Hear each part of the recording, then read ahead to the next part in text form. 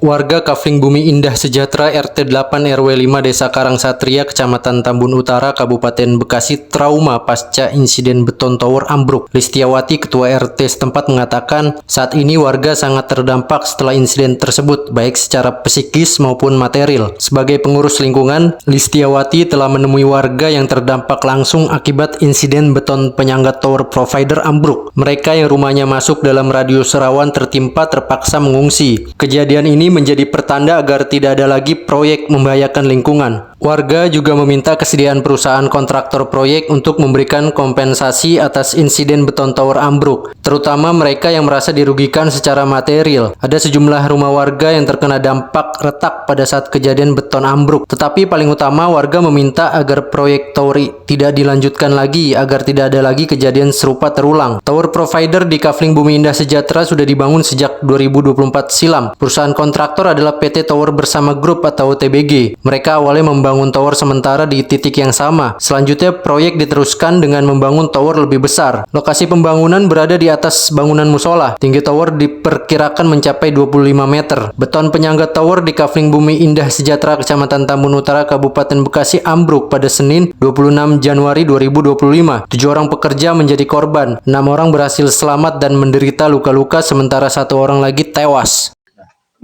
Kita sih udah sempat ketemu sama ini juga ya, beberapa perwakilan warga, sesepuh-sesepuh, terus juga sama pemilik lahan juga.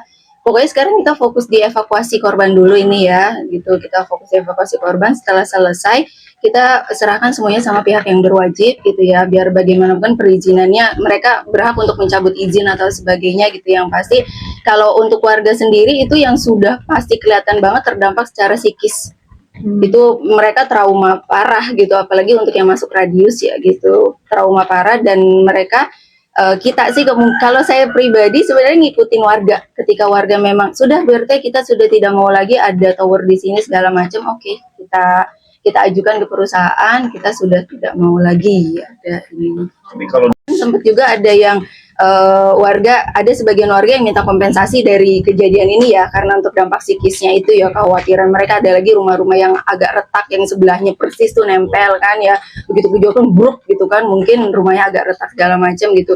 Cuma mayoritas warga sih bilangnya kita nggak dikasih kompensasi nggak apa-apa, yang penting ini proyek selesai sudah gitu, keluar dari nggak usah diterusin. Permasalahan izin, apakah ada hingga akhirnya itu dia, saya tuh kalau terkait dengan itu kan izin konstruksi ya jatuhnya ya, saya kurang paham itu orang lapangan langsung. Kalau saya itu tadi ini tower telekomunikasi berbeda dengan sutet, saya jelaskan semuanya sama warga gitu ya. Jadi kalau terkait dengan perizinan apa tadi namanya minta cepat-cepat diburu-buru gitu ya, itu lapangan sih. Kalau ke saya ya itu tadi, kalau masalah konstruksi terus. Download Tribun X sekarang, menghadirkan lokal menjadi Indonesia.